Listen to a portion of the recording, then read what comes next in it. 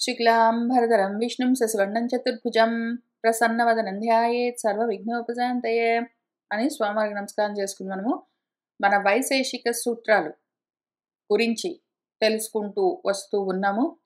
కాణాదులు ఇంకా కణాల గురించి చెప్పడం మొదలు పెట్టలేదు.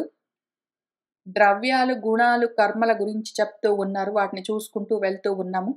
పోయిన వారము ప్రథమాధ్యాయంలో ద్వితీయాహ్నికలో ఉన్నాము. కారణము లేకపోతే కార్యము ఉండదు. మట్టి లేకపోతే కుండలుండవు, బంగారం లేకపోతే ఆభరణాలు ఉండవు, దారాలు లేకపోతే వస్త్రం ఉండదు.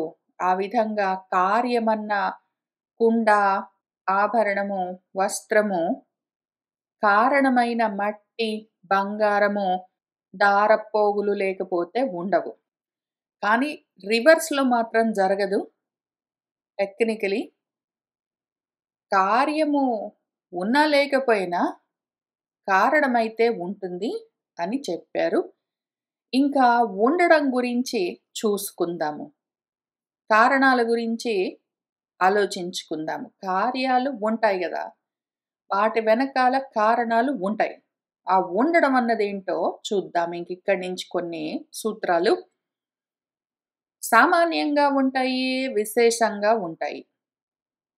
ఏవైనా సరే, ద్రవ్యాలైనా, గుణాలైనా, కర్మలైనా సామాన్యంగా ఉంటాయి, విశేషంగా ఉంటాయి. సామాన్యం అంటే కామన్గా ఉండడం, విశేషం అంటే స్పెషల్గా ఉండడం. ఇప్పుడు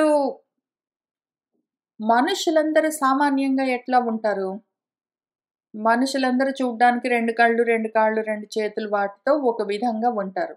కాబట్టి ఆ రకంగా సామాన్యంగా ఉన్న వాటినన్నిటిని జాతి అని పిలుస్తాము. ఇప్పుడు ఆ మనుషుల్లో గూడా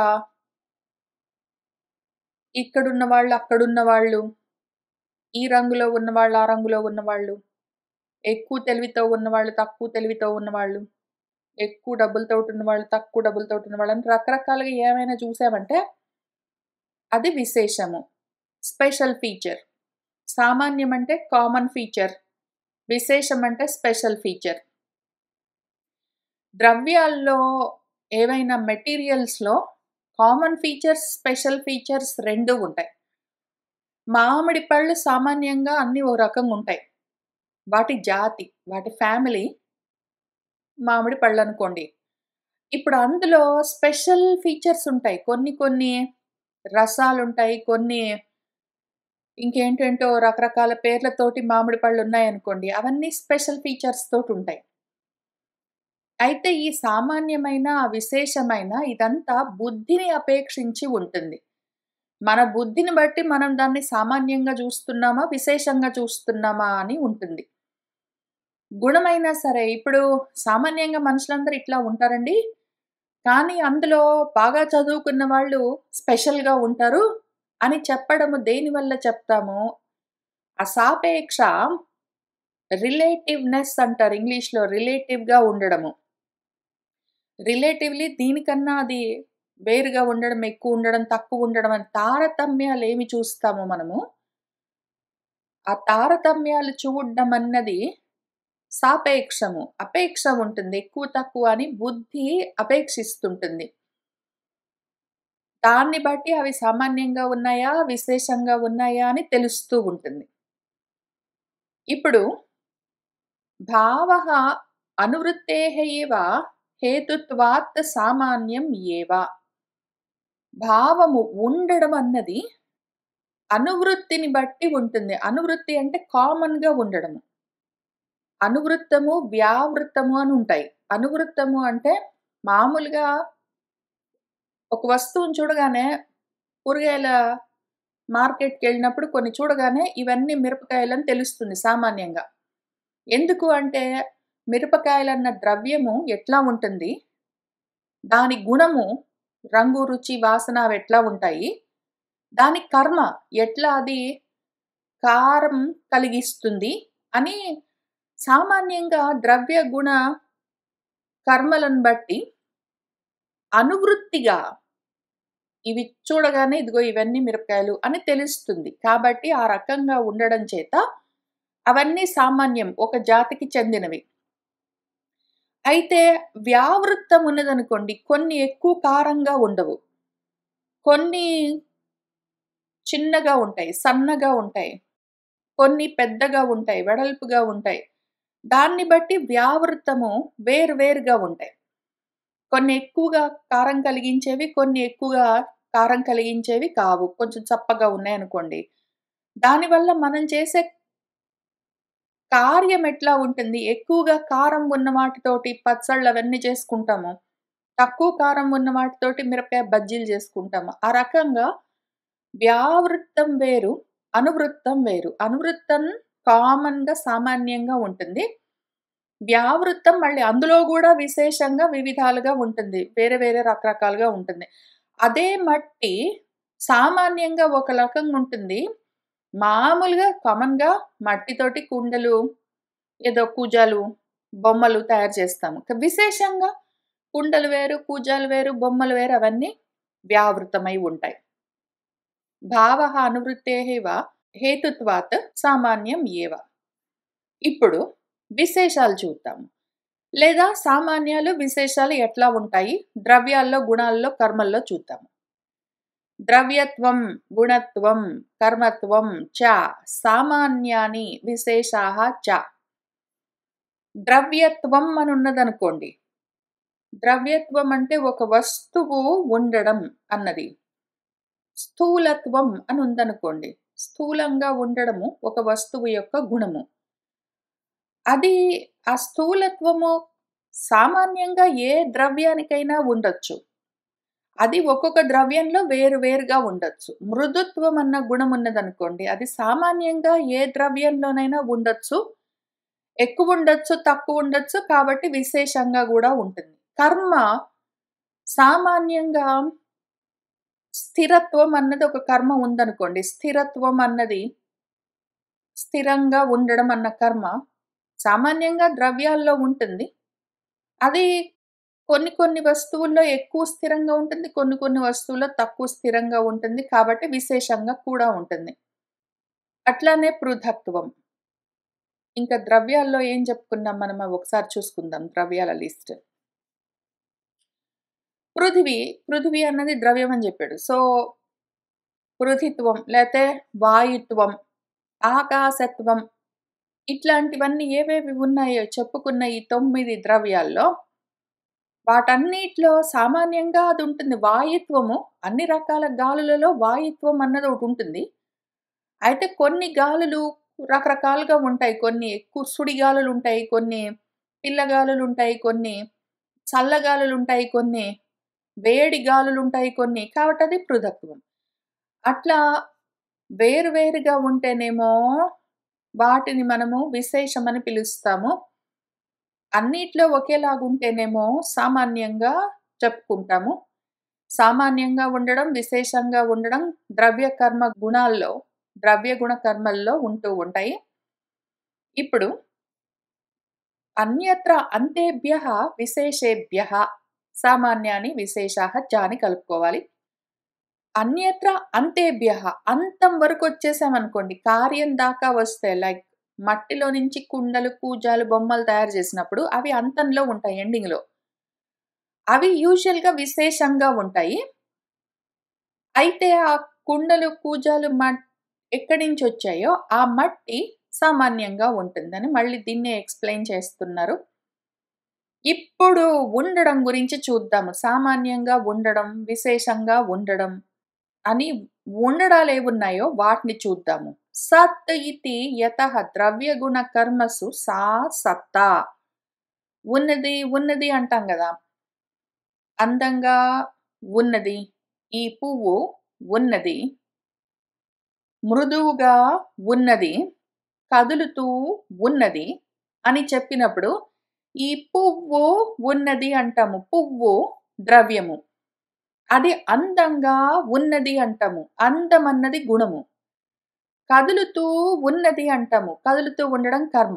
అయితే కదులుతూ ఉన్నది, అందంగా ఉన్నది, మృదువుగా ఉన్నది, పువ్వు ఉన్నది అన్న వాటిలో ద్రవ్య గుణ కర్మలు పక్కన పెడితే పువ్వు, అందము, మృదువు, కదులుతూ అన్నవి పక్కన పెడితే ఉన్నది, ఉన్నది, ఉన్నది అని ఏదున్నదో ఆ ఉన్నది అని చెప్పేది సత్తా అంటే ఉనికి, ఉండడం అని అర్థం. అని ఆ సూత్రానికి అర్థము. సత్ ఇతి యతః ద్రవ్య గుణ కర్మసు సా సత్తా.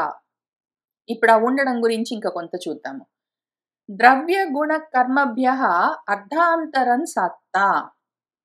ఈ ద్రవ్యంలో, గుణంలో, కర్మలో ఉన్నది, ఉన్నది, ఉన్నది అని చెప్పుకుంటూ ఉంటాం మనము. అయితే ఆ ఉన్నది అని చెప్పుకున్నది వీటిలో ఉండదు.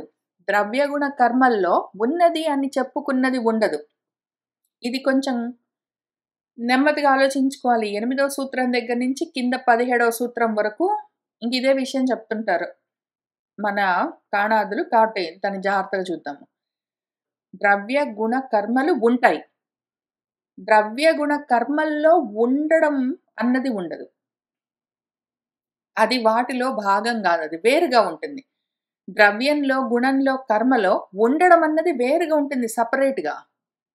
ద్రవ్యము ఉంటుంది. ఆ ఉండడం అన్నది వేరే వస్తువు. అది అంతరమర్థం అది. అర్థాంతరం అది వేరే పదార్థం. ద్రవ్యం ఒక పువ్వు ఉన్నది అనుకోండి. పువ్వు అన్నది ఉండడం అన్నది 2 వేరు విషయాలు. పువ్వు అన్నది ద్రవ్యము. ఆ పువ్వు ఉండడం అన్నది, ఉండకపోవడం అన్నది వేరే విషయము. ద్రవ్యానికి ఆ ఉండడం అన్న సత్తా వేరుగా ఉంటుంది. అయితే ఈ సత్తా ఉండడం వల్లే ద్రవ్యం ఉంటుంది. అట్లానే లేదా సత్తా లేకపోవడం వల్ల ద్రవ్యం ఉండదు. ద్రవ్యం ఉండడం, ఉండకపోవడం అన్నది సత్తా మీద ఆధారపడి ఉంటుంది. కానీ సత్తా ద్రవ్యానికి సెపరేట్‌గా ఉంటుంది. దాంట్లో భాగం కాదు. అట్లానే గుణము. మృదువుగా ఉండడం, మృదువుగా ఉండకపోవడం అట్లాంటివన్నీ ఉండడం, ఉండకపోవడం సత్తాకు సంబంధించిన విషయాలు. మృదువులోనే సత్తా ఉండదు. మృదువుగా ఉండడం అన్నది వేరు విషయము. ఆ గుణం వేరు, ఉండడం అన్నది వేరు. కర్మ కదులుతూ ఉండడము, కదలకుండా ఉండడము, దగ్గరికి రావడము, దూరంగా వెళ్ళడము, పైకి ఎగరడము, కిందికి దూకడము. ఇట్లాంటి కర్మలు 5 మనం ఏం చెప్పుకున్నామో పైన, ఆ కర్మల్లో ఉన్నది ఉన్నదని చెప్పుకున్న సత్తా కర్మకు వేరుగా ఉంటుంది. అది వేరే పదార్థం అసలు. సత్తా అన్నది ద్రవ్యగుణ కర్మలకు వేరే పదార్థము. ఇప్పుడు దాన్ని ఇంకా కొంచెము ఏ రకంగా వేరు అని చెప్తూ ఉన్నారు చూద్దాం. గుణకర్మసు చ భావాత్ న కర్మ న గుణః. ఇప్పుడు ఒక గుణము ఇంకొక గుణంలాగా ఉండదు. పోనీ ద్రవ్యం పక్కన పెడదాము. ద్రవ్యము ఒక ద్రవ్యంలాగా ఇంకో ద్రవ్యం ఉంటుంది. దాంట్లో గుణాలు, కర్మలు వేరుగుండిండొచ్చు. మట్టి అన్న ద్రవ్యం ఒకటే ఉంటుంది గానీ, అందులో ఏ రూపంతోటి ఉన్నది అన్న గుణము, అది ఏం పని చేస్తుంది అన్న గుణము, అది ఏం పని చేస్తుందన్న కర్మ అవి వేరుగా ఉంటాయి. పోనీ మట్టితోటే కుండ, బొమ్మ తయారు చేస్తే, ఆ కుండకు గుణం ఎట్లా ఉంటుంది? దాని రూపం ఒక రకంగా ఉంటుంది. అది చేసే పనేమి నీళ్లు అట్లాంటివి ఏమైనా అందులో పోస్తే అది నిల్వ ఉంచుతుంది. అట్లనే బొమ్మ ఉన్నదనుకోండి. దాని గుణము, దాని రూపం ఒక రకంగా ఉంటుంది. కుండకు వేరుగా ఉంటుంది. దాని కర్మేమి అదక్కడ నిలబడి ఉంటుంది. మనం చూసి దాన్ని ఆనందిస్తూ ఉంటాము. దాని పనంతా ఆనందం ఇవ్వడం. అయితే ఆ రకంగా ద్రవ్యాలన్నీ ఒకలాగున్నా గూడా పర్వాలేదు గానీ, ఇక్కడ గుణం మాత్రం ఒక గుణంలాగా ఇంకొక గుణం ఉండదు. రూపంలాగా రసం ఉండదు. రసంలాగా పొడుగ్గా ఉండడం ఉండదు. దానిలాగా వేరుగా ఉండడం ఉండదు. అట్లా ఒకదానితోటి ఒకటి సంబంధం ఉండవు. గుణాలు అసలు ఒక గుణంలాగా ఇంకొక గుణమే ఉండదంటే, గుణాలే ఒకదానిలాగా ఇంకోటి ఉండవు అంటే, గుణాలు సత్తాలాగా ఎట్లా ఉంటాయి? కాబట్టి గుణాలే వేరుగా ఉన్నప్పుడు, గుణాలకు సత్తా అన్నది వేరుగా ఉంటుంది అని ఈ సూత్రంలో చెప్తున్నారు. అట్లానే కర్మ. కర్మలో కూడా ఒక కర్మలాగా ఇంకొక కర్మ ఉండవు. ఒక కర్మ మొదలైంది అంటే అది కార్యంతో అంతమైపోతుంది అని 3 సూత్రాల్లో పైన ఆహ్నికంలో మనకు చెప్తూ వచ్చారు. కాబట్టి ఒక కర్మలాగా ఒక కర్మ ఉండదు అన్నప్పుడు ఒక కర్మలాగా సత్తా ఎట్లా ఉంటుంది?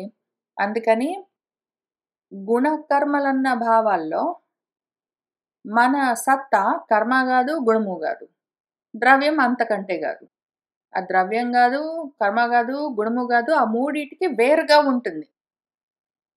గుణకర్మసు చ భావాత్ న కర్మ న గుణః. తర్వాత 10వ సూత్రం. సామాన్య విశేష అభావేన చ. అసలు ఇంకొక రకంగా చూద్దాం దీన్ని. ద్రవ్యంలో ఉంటుందా? గుణంలో ఉంటుందా? కర్మలో ఉంటుందా? అంటే ద్రవ్యంలో ఉండదు, గుణంలో ఉండదు, కర్మలో ఉండదు. ద్రవ్యమే ఉంటుంది, గుణము ఉంటుంది, కర్మ ఉంటుంది. కర్మలో ఉండడం, ద్రవ్యంలో ఉండడం, గుణంలో ఉండడం గాదు. ద్రవ్యం ఉండడం, కర్మ ఉండడం, గుణం ఉండడం అని ఉంటాయి. అని మనము పైన సూత్రాల్లో చూసుకున్నాము. ఇప్పుడు ఈ సూత్రంలో 10వ సూత్రంలో దానికి సామాన్యము లేదు, విశేషము లేదు. సామాన్యంగా ఈ మొత్తం ఈ గ్రూప్‌లో, ఈ జాతిలో, పువ్వుల జాతిలో, మనుషుల జాతిలో, ఈ పలాని పదార్థాల జాతిలో, ఇదిగో ఈ గుణాల జాతిలో అని ఈ గ్రూప్‌లో అని చెప్పడానికి సామాన్యంగా ఇన్ని రకాలుగా ఉండదది. ఉండడం అన్నది ఒకటుంటుందంతే. ఉండడం అని ఒకటుంటుందంతే. అది అన్నిట్లిలో ఉంటుంది. విశేషంగా ఒక్కొక్క దాంట్లో ఒక్కొక్క రకంగా గాదు. ఆ విశేషాలన్నీ వాటి యొక్క గుణాలు, కర్మలు, ద్రవ్యాలు గావచ్చు. కానీ ఉండడం అన్నది ఒకటే ఉంటుంది. దానికి సామాన్యం లేదు, విశేషం లేదు. దానికి కామన్ లేదు, స్పెషల్ లేదు. దానికి స్పెషల్‌గా ఉండేది లేదు, కామన్‌గా ఉండేది లేదు. అదే ఉంటుందంతే విషయం. ఇప్పుడు ద్రవ్యంలో ఎందుకుండదు అని చూద్దాము. అనేక ద్రవ్యవత్వేన ద్రవ్యత్వం ఉక్తం. అనేక ద్రవ్యాల్లో ద్రవ్యం ఒకటుంటుంది. ద్రవ్యత్వం అని ఒకటుంటుంది. ద్రవ్యత్వం. ద్రవ్యత్వం అంటే నీళ్లు చూసామనుకోండి. నీళ్లుంటే జలత్వం, ఆకాశం ఉంటే ఆకాశత్వం. అట్లాంటివేవైనా ఉంటాయి. ఓ ద్రవ్యం అన్నది ఉండడం అన్నది ఒకటుంటుంది. మనుష్యత్వం. మనుషులు అని ఒక ద్రవ్యం ఉన్నదనుకోండి. ఆ మనుష్యత్వం అన్నది ఏదున్నదో హ్యూమన్‌నెస్ అంటాం గదా! హ్యూమన్‌నెస్ అంటాము. ఆ నెస్ అన్నది అన్నిట్లల్లో ఉంటుంది. అది సెపరేట్‌గా అదొకటుంటుందంతే. అనేక ద్రవ్యాల్లో ఉండొచ్చు. అది సామాన్యంగా ఉండొచ్చు, విశేషంగా ఉండొచ్చు అని చెప్పడానికి లేదు. సామాన్యం లేదు, విశేషం లేదు.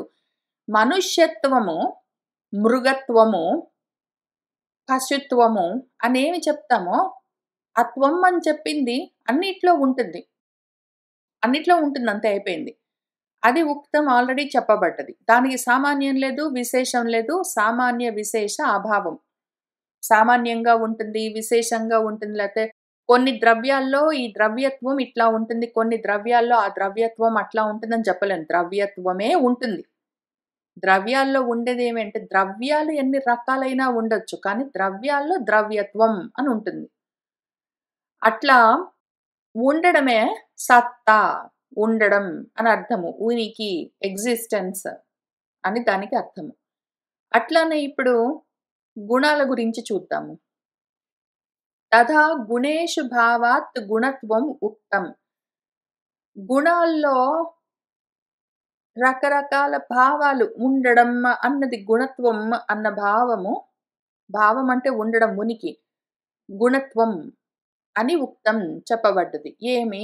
గుణత్వం అంటే మృదుత్వం అంటాము. మృదువుగా ఉండడం అన్నది ఒక లక్షణం. జెంటిల్‌నెస్ అంటామనుకోండి. Softness, gentleness. లేకపోతే గుణం ఒకటి చూపు లేదనుకోండి. అంధత్వం, బ్లైండ్‌నెస్. నీరసంగా ఉన్నదనుకోండి అదొక గుణము. అప్పుడు వీక్‌నెస్ అని ఆ రకంగా ఏవేవి చెప్పుకుంటామో భావాలు, ఆ గుణాలను గురించిన భావాలు, ఆ గుణాల్లో గుణత్వంగా ఉంటాయి. అంతటా ఉంటాయి. గుణం, గుణత్వం అన్నది ఒకటుంటుంది. గుణాల్లో గుణత్వం అని ఉండడం ఒకటుంటుంది. ద్రవ్యాల్లో ద్రవ్యత్వం అని ద్రవ్యం ఉండడం అన్నది ఒకటుంటుంది.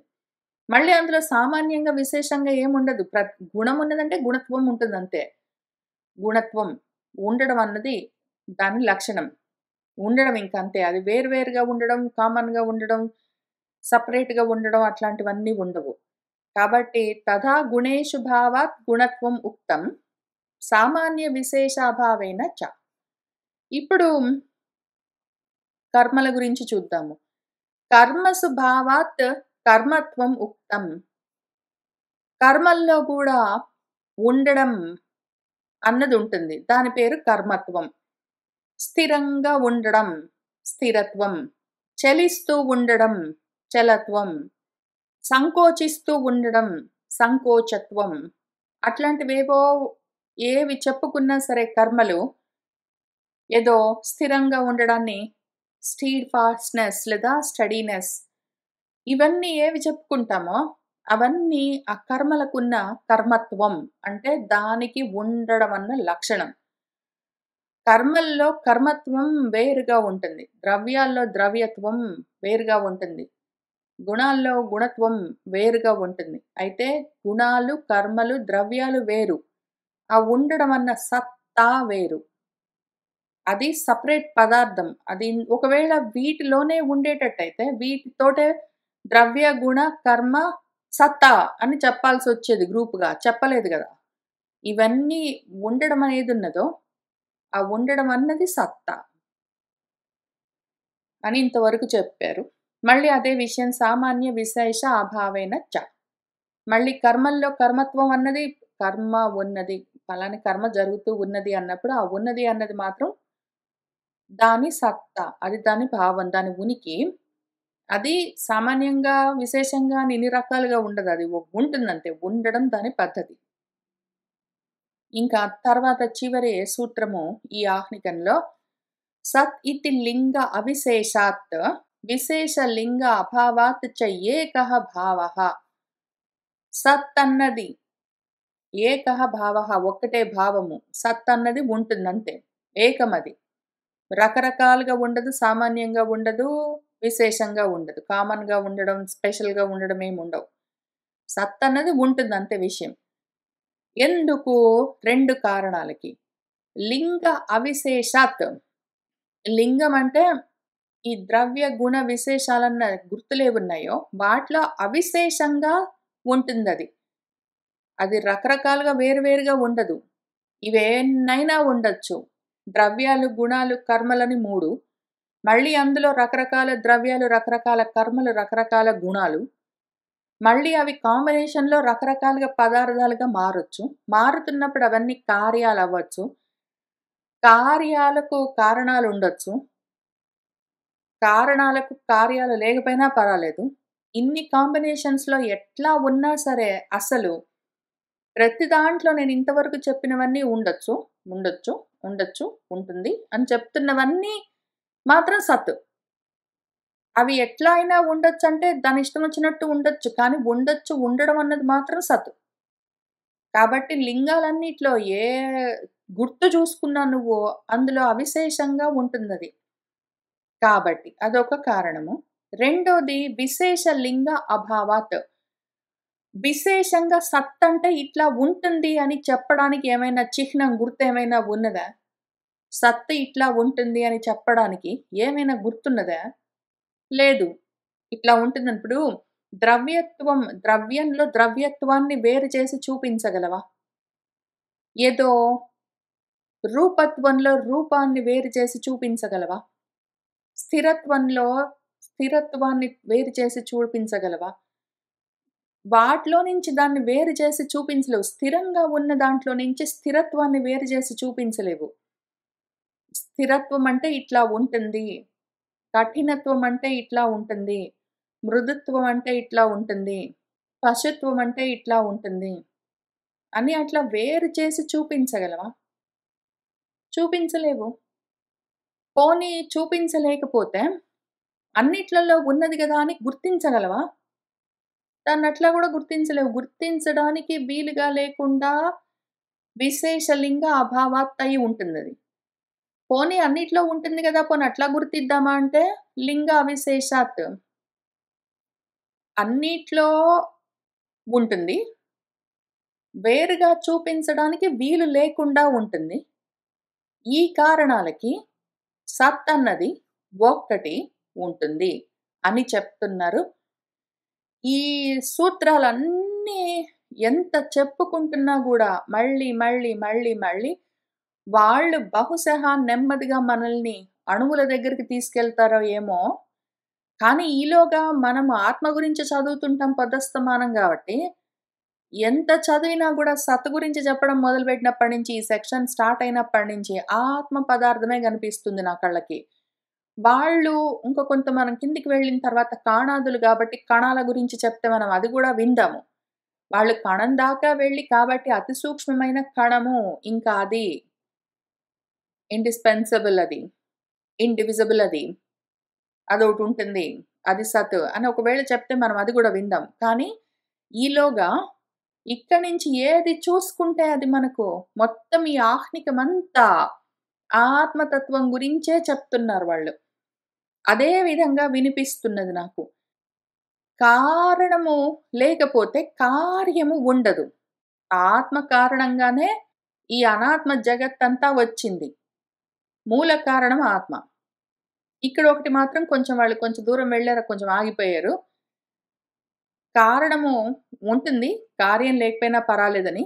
కార్యాలేవీ లేకపోతే కారణానికి కారణంగా ఉండవలసిన కారణముండదు. అప్పుడది కార్యకారణ వినిర్ముక్తమై, ఏకమై, అద్వితీయమై ఉంటుంది. అది వేరే విషయం. అదొక్కటి కొంచెం పక్కన పెడదాము. మళ్ళీ ఇక్కడ ఆత్మ సామాన్యంగా అంతటా ఉంటుంది. అయితే విశేషంగా నామరూపాత్మకంగా ఉంటుంది అని చూసే బుద్ధిని బట్టి ఉంటుంది. భేద బుద్ధితో ఉంటే విశేషంగా వేరుగా రాముడు, కృష్ణుడు, శివుడు, అమ్మవారుగా, అల్లా, జీసస్‌గా రకరకాలుగా కనిపించొచ్చు దేవతల్లో గూడా. లేదా మనుషుల్లో గూడా రకరకాల మనుషులుగా కనిపించొచ్చు. అది ఎన్ని రకాలుగైనా కనిపించొచ్చు గానీ, సామాన్యంగా కామన్‌గా ఆత్మ అయితే అంతటా ఒకటే ఉంటుంది అని బుద్ధిని బట్టి, చూసేవాడి బుద్ధిని బట్టి నువ్వు సామాన్యంగా అంతటా ఉన్న ఆత్మ చైతన్యాన్ని చూస్తున్నావా? విశేషంగా వేరుగా చూస్తున్నావా? విశేషంగా చూస్తే ద్వైత బుద్ధి, సామాన్యంగా చూస్తే అద్వయ బుద్ధి అని బుద్ధిని బట్టి సామాన్య విశేషాలుంటాయి అని ఆత్మపరంగానే కనిపిస్తున్నది నాకా సూత్రము. తర్వాత భావానువృత్తేహివ హేతుత్వాత్ సామాన్యం ఏవ. ఉండడం అన్నది అన్నిట్లల్లో సామాన్యంగా ఉండడం చేత భావము, ఉనికి, మనము దాన్ని భూత వస్తువు అని చెప్తాము. భావః మళ్ళీ విష్ణు సహస్రనామాల నిండా ఇదే ఉంటుంది. అసలు మొదట్లో చెప్పుకునే కొన్ని నామాలన్నిట్లలో భూత భావనః వరకు మొదలైనవి చాలా ఉంటాయి. అన్నీ ఇవే ఉంటాయి. ఉండడం అన్న హేతుత్వం కారణానికి అన్నిట్లోది సామాన్యంగా ఉంటుంది. అది ద్రవ్యాలకు, గుణాలకు, కర్మలకు వేరుగా ఉంటుంది. ద్రవ్యాలు, గుణాలు, కర్మలు ఏవేవి ఉన్నాయో వాటిలో అది తెలుస్తూ ఉంటుంది. వీడి బుద్ధిని బట్టి ఆ ద్రవ్యాలను, గుణాలను, కర్మలను వేరుగా చూడొచ్చు. వాడి బుద్ధిని బట్టి అభేదంగా, సామాన్యంగా చూడొచ్చు. అయితే మన ఆత్మ పదార్థము అంతేభ్యః అంతంలోకొచ్చిందనుకోండి. నేను మీనాగా ఉన్నప్పుడు నేనింకా ఆత్మ పదార్థము మారుతూ, వ్యాపిస్తూ మీనా దాకా వచ్చి అది ఇక్కడ ఆగిందనుకోండి. ఈ కార్యంగా ఆగినప్పుడు అది విశేషంగా ఉంటుంది. లేదా అదే పరమాత్మ తత్వం వ్యాపిస్తూ విశ్వమై ఆగిందనుకోండి. అది విశేషంగా వేరుగా ఉంటుంది. అదొకవేళ మూల కారణంగా ఉన్నదనుకోండి. అది సామాన్యంగా ఉంటుంది. అయితే సామాన్యం, విశేషం 2 లేకుండా మూల కారణం లేదు, అసలు ఏ కారణం లేదు. కార్యమే లేదు గాబట్టి, కారణం గూడా లేకుండా సామాన్య విశేషాలని మళ్ళీ ద్వంద్వాలు లేకుండా అది ఊరికనే ఉన్నది అంటే మాత్రం అది సత్. ఆ సత్ గురించి ఏం చెప్పుకుంటున్నామంటే మనము, ఏదైతే ద్రవ్య, గుణ, కర్మల్లో ఉన్నది అని చెప్తున్నది ఆ సత్తా. అది లేకపోతే అన్నీ వచ్చినవి ఆ సత్ నుంచే వచ్చాయి. ఆ సత్ నుంచి వచ్చినవన్నీ సత్యమై ఉన్నాయి. సత్ నుంచి వచ్చినవన్నీ సత్యం. ఇవన్నీ ఇక్కడ ఉంటాయి. అవన్నీ ఉండడం అన్నది ఏదున్నదో, పువ్వున్నది, గోడ ఉన్నది, అన్నం ఉన్నది, బ్రహ్మాండం ఉన్నది, ఆకాశం ఉన్నది, భూమి ఉన్నది, పని ఉన్నది, కాలం ఉన్నది, టైం ఉన్నది, టైం లేదు. ఇట్లాంటివన్నీ ఏవైనా సరే ఉన్నాయి లేవు అని ఉండడం గురించి మాట్లాడుతూ ఉన్నవన్నీ సత్ అదే ఆత్మతత్వం. అది లేకపోతే ద్రవ్యము లేదు, గుణము లేదు, కర్మ లేదు. అది ఉన్నది గాబట్టే ఇవన్నీ నడుస్తూ ఉంటాయి. అయితే వీటన్నిటికి అది వేరుగా ఉంటుంది. అది పరం. అది పరాత్పరం. ఈ పరాత్పరం గురించి మళ్ళీ మనము వ్యాస భాగవతంలో ఇప్పుడే మళ్ళీ జూసుకుందాం నెక్స్ట్ సెక్షన్‌లో. ద్రవ్యగుణ కర్మలకది అర్ధాంతరం. ఆ పదార్థము వేరుగా ఉంటుంది ఆ సత్. ఇప్పుడది గుణకర్మల్లో కర్మ గాదది, గుణము గాదు. ద్రవ్యం గాదు ఫస్ట్ ఆఫ్ ఆల్ అది ద్రవ్యం గాదు. విషయ గోచరం గాదది. అదసలు విషయం కాదు. ఇంద్రియాలకు తెలియబడే విషయం గాదు కాబట్టి ద్రవ్యం గాదు. అది ఒక గుణం కాదు. దానికసలు ఏ గుణాలు లేవు. నగుణః అది. అగుణమది. నిర్గుణము. దానికే కర్మలు లేవు. అది అకర్మ. అది అకర్మ, అగుణః, అది పదార్థం గాదు. అదోటుంటుంది అంతే విషయము. దానికి సామాన్యము లేదు, విశేషము లేదు. సామాన్య విశేషాలన్న ద్వంద్వాలు దానికేమీ లేదు. అది ఉండడం అంతే అయిపోయిందక్కడికి. నువ్వు దాన్ని వేర్వేరుగా చూడు, నువ్వు సామాన్యంగా చూడు, నువ్వు ఏ రకంగానైనా చూడు. నీ దృష్టిని బట్టి అది సామాన్యంగా, వేర్వేరుగా ఉన్నట్టుగా అనిపిస్తుంది గానీ, అది సామాన్యం గాదు, వేరు గాదు. అది ఒకటి. అనేక ద్రవ్యాల్లో అది ద్రవ్యత్వంగా ఉంటుంది. అనేక గుణాల్లో అది గుణత్వంగా ఉంటుంది. అనేక కర్మల్లో కర్మత్వంగా ఉంటుంది. నువ్వు చేసే కర్మ అదే. నీలో ఉన్న గుణము అదే. గౌణాలని జెప్పుకుంటాము. విష్ణు సహస్రం మొత్తం అంతా అదే. నువ్వు కళ్ళతోటి చూస్తున్న ద్రవ్యం మొత్తం అంతే. నువ్వు చూస్తున్న జగత్తు మొత్తం అదే సత్తా. అదే సత్. నువ్వు విష్ణు సహస్రంలో చదువుతున్న గౌణాలన్నీ ఎర్రగా ఉంది, తెల్లగా ఉంది, నల్లగా ఉన్నాడు, ఏదో ఇక్కడున్నాడు, అక్కడున్నాడు, ఈ కాలంలో ఉన్నాడు. ఏ గుణం జెప్పినా అదంతా అదే అయి ఉన్నది. ఒకటే ఆత్మ పదార్థం. పైగా కర్మత్వం. నేను కూర్చున్నాను, తిన్నాను, ఏదో పడుకున్నాను, లేస్తున్నాను. ఈ కర్మ మొత్తం అదే అయి ఉన్నది. అది లేకపోతే కర్మ లేదు, గుణం లేదు, ద్రవ్యం లేదు. ద్రవ్యము, గుణము, కర్మ అదే. కానీ వీటికి వేరుగా ఉంటుందది. దాని నుంచే వచ్చే ఇవన్నీ అయితే వీటికి వేరుగా ఉంటుందది. సామాన్యం లేదు, విశేషం లేదు. ఒకటుంటుందంతే అది విషయం. ఇప్పుడు ఆ సత్ దాన్ని తెలుసుకోవడం కష్టం. అది ఏకం ఒకటుంది. లింగాలు, గుర్తులు, చిహ్నాలు వేరుగా ఉన్నాయి. ఇదిగో ఈ రకంగా ఉంది కాబట్టి ఇది ఆత్మ పదార్థం చూసావా? అని చూపించడానికి అవకాశమే లేదది. ఈ మొత్తం ద్రవ్యాలు, గుణాలు, కర్మలు మొత్తం అంతా బ్రహ్మాండం దగ్గర నుంచి మొదలుపెట్టి అన్ని ద్రవ్యాల్లో ప్రతి గోడలో, కుర్చీలో, పిట్టలో, ఆకాశంలో, నీళ్లలో, నీలో, నాలో అన్నిట్లో ఉన్నది అన్నీ అయి ఉన్నది అదే ద్రవ్యం మొత్తం. ద్రవ్యమంతా అదే అయి ఉంది. కాక గుణాలు మళ్ళీ తెల్లగా ఉండడం, పుల్లగా ఉండడం ఇట్లాంటివన్నీ ఏవేవి ఉన్నాయో కూర్చోవడం, నిలబడడం, కదలడం, కదలకుండా ఉండడం అవన్నీ కర్మలు. వీటన్నిటిలో నుంచి దాన్ని వేరు చేసి చూపించగలమా? అన్నిట్లల్లో పరచుకునున్నది అదే అయి ఉన్నది. విశేషంగా సెపరేట్ చేసి చూడగలమా? పైగా సెపరేట్ చేసి చూపించడానికి ఏమైనా గుర్తులున్నాయా? గుర్తుల్లో విశేషంగా తెలియదు. విశేషంగా తెలిపే గుర్తులు లేవు. అదే అయి ఉన్నది. దాన్ని అట్లనే తెలుసుకోవాలి. చాలా కష్టం. Complicated matter. కాబట్టి అది మన సత్పదార్థం. దాన్ని అద్వైతం పరంగానే ఎక్కువగా అర్థమైతుంది నాకు చూస్తూ ఉంటే. మన కాణాదులు కణం గురించి చెప్తున్నారేమో వాళ్ళు తర్వాత చెప్పినప్పుడు చూద్దాము. కాణాదులకు ఈ వైశేషిక సూత్రాలు వింటూ, చదువుతూ అర్థం చేసుకోవాలని ప్రయత్నం చేస్తున్న వాళ్లకు అందరికీ నమస్కారము. కాణాదులు చెప్పిన కణాలు చూద్దాము. కానీ మనవాళ్ళు చెప్పిన ఆత్మ చూద్దాము. అది విషయము రెండో ఆహ్నికము మొదటి అధ్యాయంలో. దాంతో ఆ అధ్యాయం ముగిసింది. మనం వచ్చే వారం కలిసి కూర్చుని మళ్ళీ రెండో అధ్యాయం ప్రథమ ఆహ్నిక చదువుకుంటూ ముందుకు వెళ్దాం. ఇవాళకి ఇక్కడ ఆపుకుందాము. సర్వం శ్రీకృష్ణ పరబ్రహ్మ పాదారవిందార్పణమస్తు.